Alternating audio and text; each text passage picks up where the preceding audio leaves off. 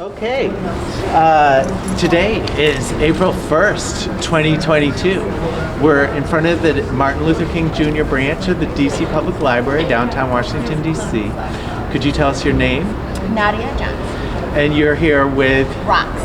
She's my service dog. I'm getting a training. She's great. She's very friendly. And so, as you know, we're talking about how downtown has changed over the course of your memory. And maybe before we start off, could you tell me how long you've been in Washington, D.C.? 20 years. 20 years. So, I grew up here in Pittsburgh, Pennsylvania, but I grew up mostly here. Nice. Hold on one second. I just realized that we need to adjust the mic.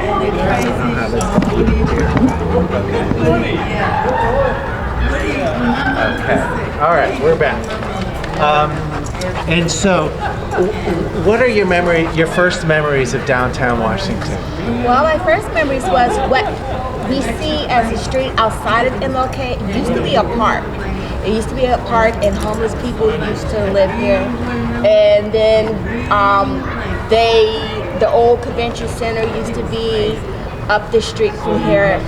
And then they tore that down, and it was really historical. I thought they probably would never tore it down because when Nelson Mandela was first newly freed, he came here as a new president of South Africa, and he was in the old convention center in the room. And a lot of people were protesting and petitioning to save it because that was an historic event, but they tore it down anyway.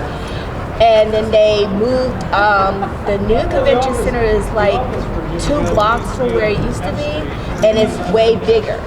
And so they took a street or two, and they also wiped out another homeless, it was a homeless shelter or shelter, to build a new convention center. So it displaced a lot of people of the homeless population, and then they went on and they took the park out and added the street, compensated for the street they took from building a new convention center. Woolworths used to be here. I remember shopping there when it was open. They kept the building because it is, again, it's a historical building, but they had some other stores in there, and then they didn't last long.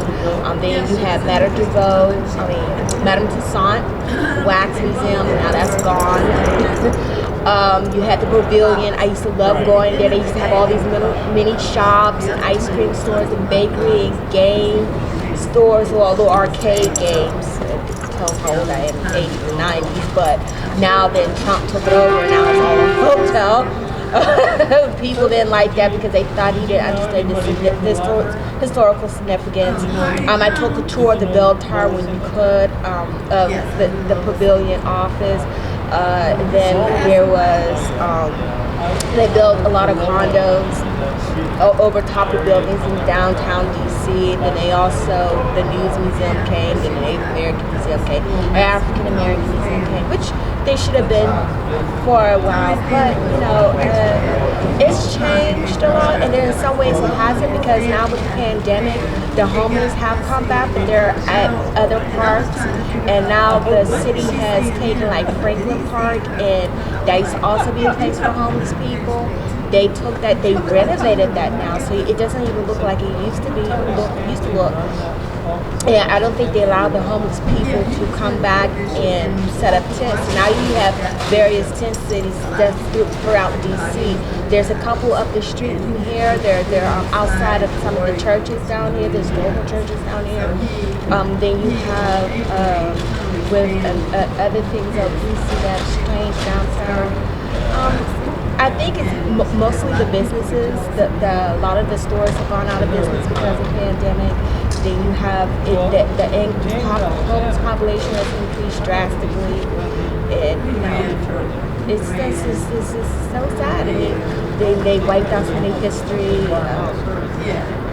and they replaced it with commercial businesses that didn't last in the pandemic.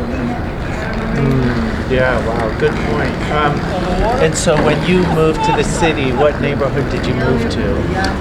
Well, I was living with my mom and dad.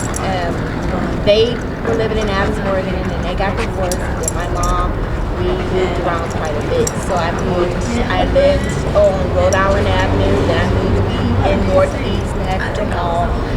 area where Spin Garden is, and then we moved back to Northwest on 12th and P Street, and now I'm on 8th North Street in Shaw. So. Okay. And did you go, so you went to high school? Yeah, elementary, middle school, and high school. Oh, nice. My middle school's gone. My elementary school has stayed. I see. Yeah, I graduated from Garrison Elementary. Okay. And then I went to Garnet Patterson Middle School, which is now no longer. Okay. Then I went to high school. I went to charter schools, which was just starting to come out. So, yeah. And did you, when you were a teenager, did you come down here with friends? I come down here all the time. That's I know a lot of the businesses are gone. I mean, they used to have a karate, martial arts store down here. They used to have camp music down here. That's gone. The basement is gone. What was the basement? The basement was Philly's basement was a clothing department store. That's gone. I used to be in the little strip mall they have on F Street. That's gone. A lot of the businesses that were there are gone. But the eatery is still there. But it's just changed so much. We used to have a bookstore. Waters Bookstore used to be down here. That's gone. They changed it into a restaurant. And when you all came down, so you came down with friends, like? I came with my mother and myself, because I always loved going to museums. I mean, we didn't have like a strip mall back then. I mean, the strip mall was out in Southwest where my charter school was. And I think about the time they opened the one up in Columbia Heights, I had just came out of high school. So I mean, it really wasn't that much. You had the movie theater here, but then you also had it at Union Station, but then they closed that movie theater down at Union Station. That's where a lot of us used to go. Now that's gone too. Yeah, I mean the Franklin School used to be a homeless shelter for men. That's gone. I mean, they didn't even do anything with the building, and a lot of people, they wanted them to keep it as a men's shelter, and I think they should have, because at least the building was being in use. Right. I mean, they renovated for what? It has not been in use in over 10 years. I mean, and you look at all these homeless people, they can easily fit into that big building, but once again, no, you're money. Right. So I guess people have gotten more concerned about optics than people. So that's why it's so much easier to displace people who don't fit in a certain income bracket. And that's the sad part, because you're losing your humanity. You just don't care about anybody anymore unless they make X amount of dollars. And when those people make X amount of dollars, you have to pray that they have enough charity to donate to charities that help people who are being displaced because of the pandemic, don't have a job, lost their job, or just, even if they do have a job, they're just not in that same income bracket anymore, because a lot of companies are cutting back hours, they're cutting pay. I mean, it's just, unless you're like someone who had money like Bill Gates and Oprah, you're really feeling the pinch here. So, yeah. Wow. Yeah, that was very powerful, and we could probably talk more, but I kind of like ending it on that note, because and is there anything else you'd like to share or talk? No, but if you ever need a freelance journalist or a journalist, I am free. You have the information, and I need that job. Thank you so much.